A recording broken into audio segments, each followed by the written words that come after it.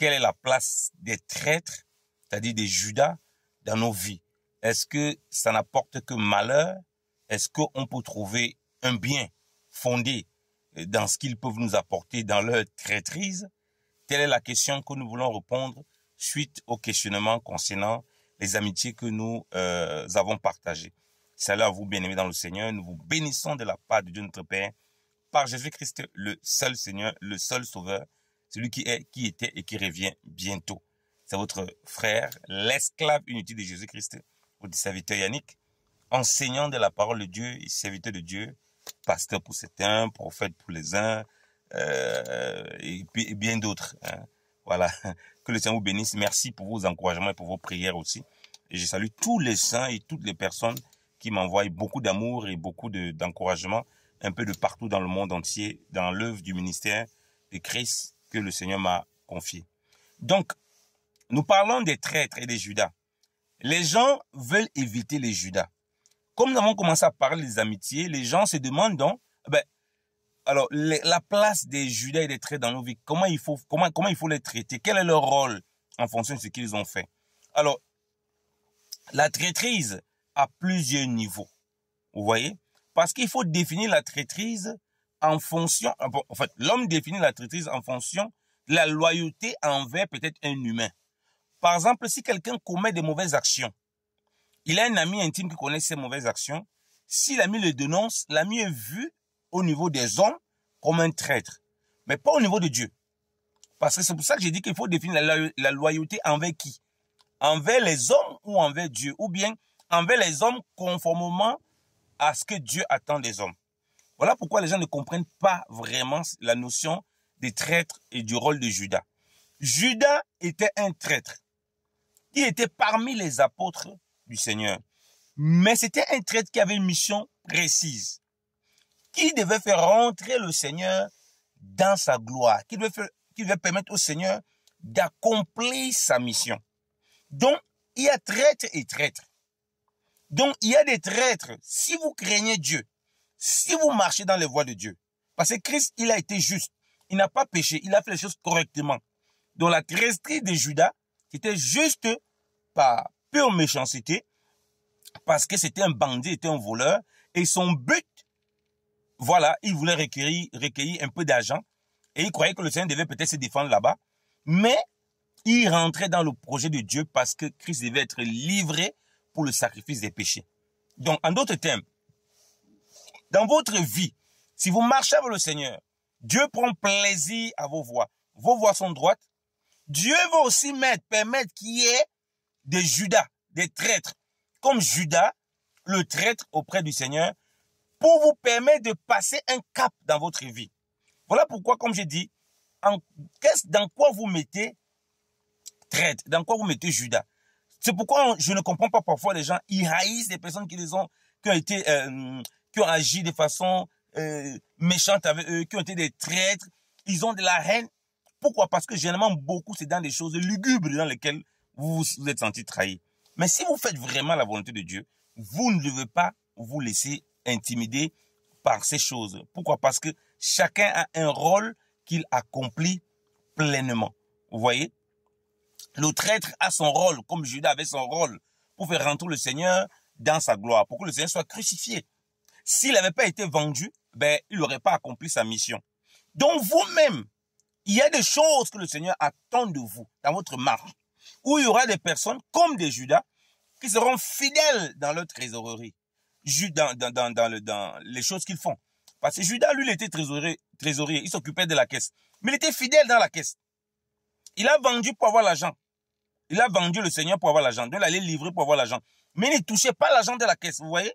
Donc, les gens peuvent être autour de vous. C'est Dieu lui-même connaît l'état de leur cœur, qui les met à côté de vous, parce qu'il doit travailler votre personnalité, parce qu'il va vous faire atteindre un certain but. Et pour vous faire atteindre un certain but, il faut que vous appreniez aussi à vivre la trahison. Pendant que vous êtes fidèle envers Dieu, fidèle en amitié, quand vous aurez la position que Dieu veut que vous ayez là, vous serez quelqu'un qui sera pas rancunier, qui ne sera pas méchant, qui ne va pas chercher à tuer les gens, parce que vous avez un cœur qui a appris la bonté du Seigneur et qui sait reconnaître la bonté de Dieu même lorsque on vous trahit.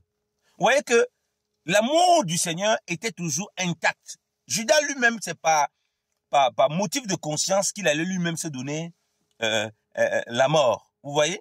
Donc, chacun a un rôle dans votre vie. Ne détestez pas les gens qui viennent, qui ont été des traîtres. Même quand vous vivez une vie qui n'est pas à la gloire de Dieu. Un traître vient vous dénoncer. On n'aimait pas souvent ça. Vous savez, quand on est jeune, on fait des bêtises. On a les petits frères qu'on est là, qui essaient de nous couvrir dans nos bêtises. Et si un jour, ils nous dénoncent, ou bien quelqu'un nous dénonce, on les considère comme des traîtres. En réalité, ils ne sont pas vraiment des traîtres. Vous voyez? C'est nous qui voyons qu'ils étaient des traîtres parce qu'ils ne nous ont pas été loyaux. Mais en réalité, ils nous permettent d'être sur le droit chemin. Pas ça nous dénonçant, ou bien si on a fait des mauvaises actions, ça les empêche, ça les permet déjà, eux, de vivre dans la vérité. Et ça nous permet aussi de sortir dans des mauvaises choses qu'on fait. Au lieu d'avoir de la haine envers quelqu'un, soi-disant qui t'a trahi, examine, est-ce que le fait qu'il t'ait trahi ne t'a pas permis, toi, en fait, parce que tu le prends pour la trahison, mais il a dit la vérité. Il t'a trahi, toi, mais il n'a pas trahi Dieu. Il n'a pas trahi la vérité. Il n'a pas trahi la vérité. Et ça va te permettre, toi, peut-être si tu faisais des choses qui n'étaient pas correctes, si tu avais un comportement qui n'était pas correct, de t'examiner et te remettre sur le droit chemin. Ça, c'est le premier aspect. Et l'aspect, si tu es quelqu'un qui marche dans la droiture, ou bien tu marches dans une certaine valeur, tu as certaines valeurs, quelqu'un qui craint Dieu, c'est que ça va te propulser, comme j'ai dit. Joseph, qui s'est retrouvé en Égypte, et qui était gouverneur en Égypte, qu'est-ce qui se passe? Ce sont ses propres frères qui l'ont vendu. Ils avaient de la haine envers lui. Ils ont trahi leur frère. Mais Joseph, une fois établi, quand Dieu l'établit gouverneur, il se rend compte qu'au fait, tout ce que ses frères ont fait là, c'était dans le projet de Dieu parce qu'il y avait une famine qui devait arriver et il devait être dans cette position de gouverneur.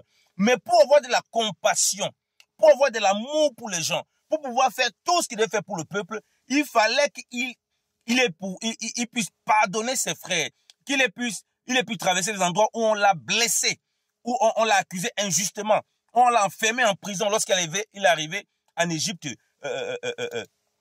Potiphar l'a fait enfermer injustement. Il fallait qu'il vive ça pour être un véritable leader. Et lui-même dit que non à ses frères, ne vous me prenez pas. Que le mal que vous avez voulu faire, vous avez pensé à me faire, Dieu l'a changé en bien. Oui, ça c'est la place des traîtres et des Judas. Si vous marchez dans la crainte de Dieu, si vous marchez dans les voies du Seigneur, ils vont accomplir une mission.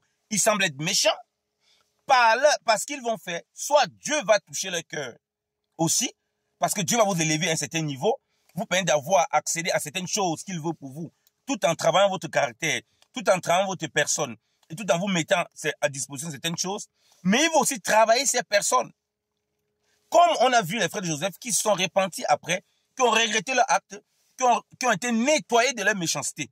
Parfois, Dieu, pour délivrer un Judas, pour délivrer un traître de sa méchanceté, il te met à côté de ces traîtres, et lui-même, il utilise encore ce traître-là. Et quand il voit la gloire de Dieu sur toi, et ce même traître dit « Waouh !» Et après, il change de voix. Les voies du Seigneur sont insondables. C'est pourquoi le Proverbe 16, verset 7 nous dit quoi?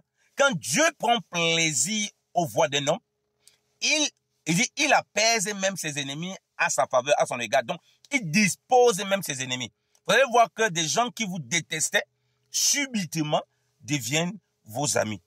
Vous voyez? Subitement se rend compte que non, ils ont combattu la mauvaise personne. Mais c'est Dieu qui a permis qu'ils vous combattent. Parce que Dieu voulait aussi les travailler. Vous voyez, il y a des gens qui ont une appréhension sur vous. On leur a dit tellement de choses. Mais lorsqu'ils viennent auprès de vous, c'est pour vous combattre. Mais ne les détestez pas. C'est Dieu qui les permet aussi d'être là, parmi vous, parmi vos amis, pour vous combattre. Parce que vous devez arriver à un certain stade. Si vos voies ne sont pas droites, Dieu permet qu'ils vous trahissent pour vous travailler vous-même. Travailler votre cœur, travailler votre pensée, travailler votre façon de faire. Et en même temps, Dieu va aussi permettre que qu'il soit travaillé. Donc, c'est comme ça que Dieu travaille. Donc, les gens qui sont autour de vous, qui sont des traîtres, peuvent être une grande bénédiction pour vous et peuvent être aussi des gens qui vous permettent de vous examiner. Et s'ils sont un malheur pour vous, même dans le malheur là, regardez ce qu'il y a à tirer de bon. Examinez toutes choses et retirez ce qui est bon.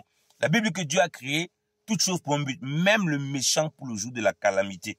Donc, appréciez toutes choses autour du Seigneur et rendez-lui gloire en toutes choses. Que le Seigneur vous bénisse.